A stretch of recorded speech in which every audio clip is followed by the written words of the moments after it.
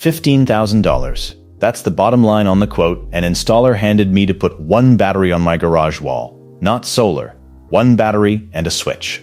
I spent about $4,000 instead, and my fridge, my well pump, and my furnace rode out the last outage fine.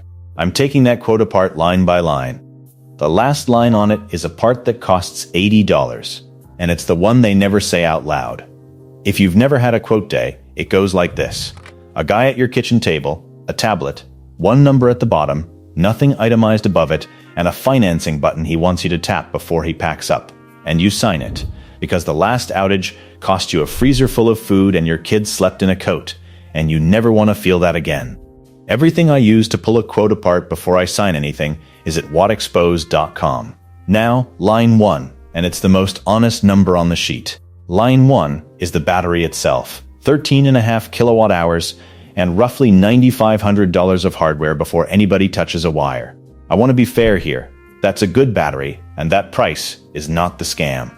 What I put in my garage instead is an Ank Urso Lix F30 800.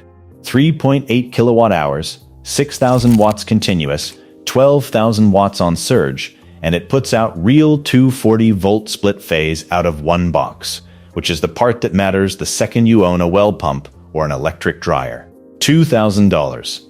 Verdict on line 1, their number is honest. It's just 4 times mine. So keep a running total. $2,000 spent, $13,000 of that quote still sitting there, and I'll hand the installer this one for free. $2,000 does not buy you 13.5 kilowatt hours. It buys you 3.8, which covers a fridge, a chest freezer, the furnace blower, the router, and a few lights. And that is the honest end of the list. So I added one expansion battery for about $2,100 and got up to 7.7. Still nowhere near their number. But my house doesn't need their number, and I'll show you what mine actually held through the outage in a minute. Line 2 is labor. Solar Reviews puts installation on a single Powerwall 3 at about $6,100. That's mounting a box on drywall, running conduit, and putting a gateway next to the meter. 2 licensed guys, 1 day, and you can price that day yourself. Mine took 40 minutes and a heavy extension cord. Verdict. This is the line where the quote stops being about hardware. Running total, $4,100. And we still haven't touched the biggest number on that sheet, because it isn't printed on the sheet. Line 3 is the guy at your kitchen table. Sales commission on residential battery and large system deals runs $8,000 to $15,000 a deal, and that number comes out of Everstage's Solar Sales Commission Guide, which was written for the industry, not against it. Empress Planet Money profiled a rep who is clearing $20,000 to $25,000 a month by his 3rd month selling. That money is never a line item. It's folded into your number, and you're financing it for 10 years at whatever rate he showed you.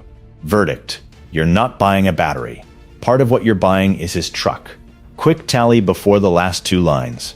Battery, replaced. Labor, gone. Commission, gone. $4,100 on my side, the full quote still standing on theirs, and there are 2 things left that push the math back toward the installer. One of them used to be worth 30%. That's line 4. The federal tax credit. Until the end of 2025, Section 25D took 30% off a home battery, and every installer in the country built the pitch around it. The One Big Beautiful Bill Act ended it. Anything placed in service after December 31st, 2025 gets nothing, and there's no phase down, no partial credit, no grace year.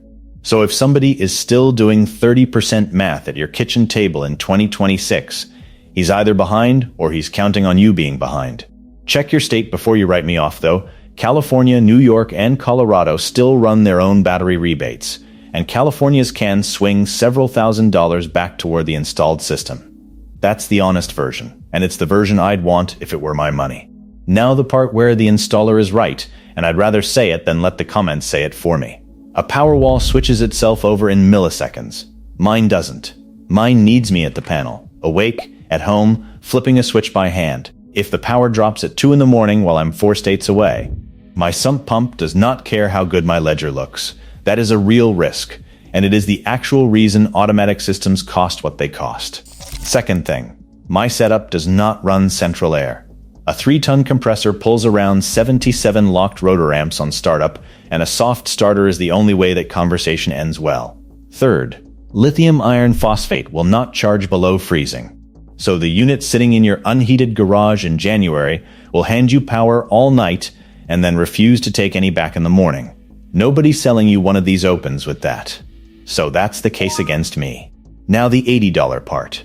The last line on that quote said transfer equipment. That's the one I told you about at the start. On my panel, it's a generator interlock kit. And it's a bracket. Square D sells one for its own panels for about $70. Siemens is closer to $55.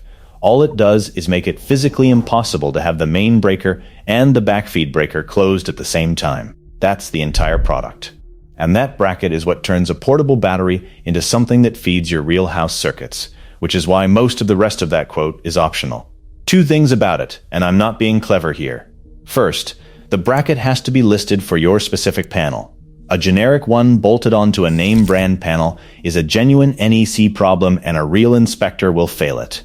Second, in most places installing it is permitted electrical work, and in Massachusetts, Hawaii, and New York City it is licensed electrician work with no homeowner exception. Pay the $200 to $800, pull the permit, get it inspected. And never feed your house through a dryer outlet with a double-ended cord. The transformer on the pole steps your 240 volts back up past 7,000, and the lineman working your street has no idea you did it. Final ledger. $2,000 for the unit, $2,100 for the expansion, $70 for the bracket, $400 to have an electrician bolted in and sign the permit. $4,600 against $15,000, and I gave up automatic switchover and my air conditioning to get there. If your outages run 3 days instead of 6 hours, that trade flips hard, and the next video ranks every setup that actually holds a house past 72 hours, so subscribe if that's your winter.